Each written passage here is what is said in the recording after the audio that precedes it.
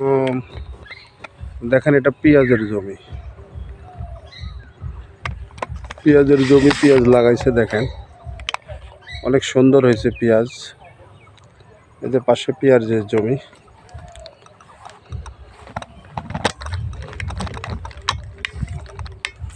এটা পেঁয়াজের জমি, দেখেন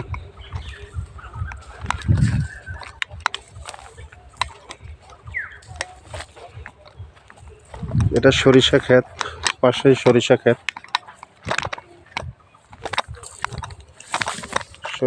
পাশেই। এটা হলো ভুট্টার জমি, দেখেন ভুট্টা ক্ষেত। আমি ভুট্টা ক্ষেতের পাশে দাঁড়িয়ে আছি, অনেক বড় ভুট্টা ক্ষেত। এটা হলো ভুট্টা ক্ষেত। ভুট্টার গাছ অনেক বড় বড় হয়েছে, দেখেন এটা ভুট্টা ক্ষেত, অনেক সুন্দর ভুট্টা ক্ষেত, সবুজ আর সবুজ, সবুজে ভরপুর।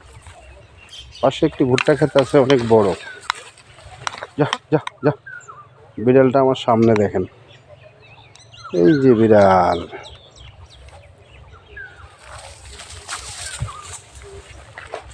বিড়ালটা আবার পিছ পিছ ঘুরতেছে, জানি না কার বাড়ির বিড়াল।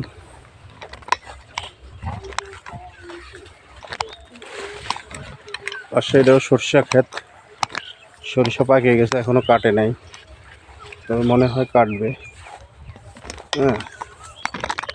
এটা সরিষার জমি। ভুট্টা ক্ষেত অনেক সুন্দর, এই যে সবুজে ভরপুর, প্রাকৃতিক সৌন্দর্যের ভিডিও। সবাই দেখেন, ভুট্টা ক্ষেতের একটি ভিডিও দিলাম, আশা করি সবাই দেখবেন।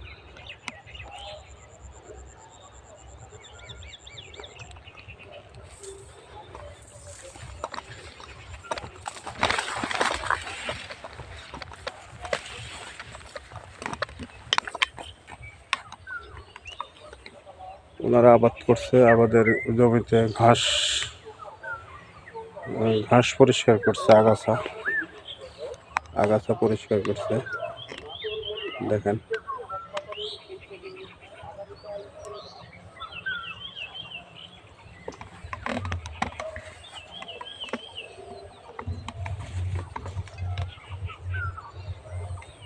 কি পরিষ্কার করতেছেন?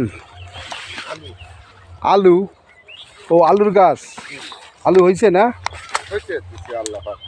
দিছে না মোটামুটি। আলুর তো দাম কম হলে তো কিছুই করার নাই। বন্ধুরা, দেখেন আলুর চাষ করছে, আলুর গাছ তুলতেছে, তারপরে আলু তুলবে এই যে ভাইরা। তো আসলে এখন তো আলুর দাম কম, তাই না? হ্যাঁ, রোজার মাসে হয়তো বা বেশি হইতে পারে, একটু দাম পাইতে পারে, তাহলে কৃষকের হয়তো বা কোনো মতো আর কি বলে, যেটা ফসল ফলাইছে ওইটা একটু উঠতে পারে টাকাটা, তাই না? না এবার লস হবে। ও এবার লস, এবার আলুতে লস। অনেক কষ্ট করে আবাদ করছে কৃষক যারা আছে, তারা লসের কারণে কামলা নিচ্ছি না, ও নিজেরাই পরিশ্রম করতেছে কামলা না নিয়ে, দেখেন। তো ধন্যবাদ সবাইকে, সবাই ভালো থাকবেন। আসসালামু আলাইকুম।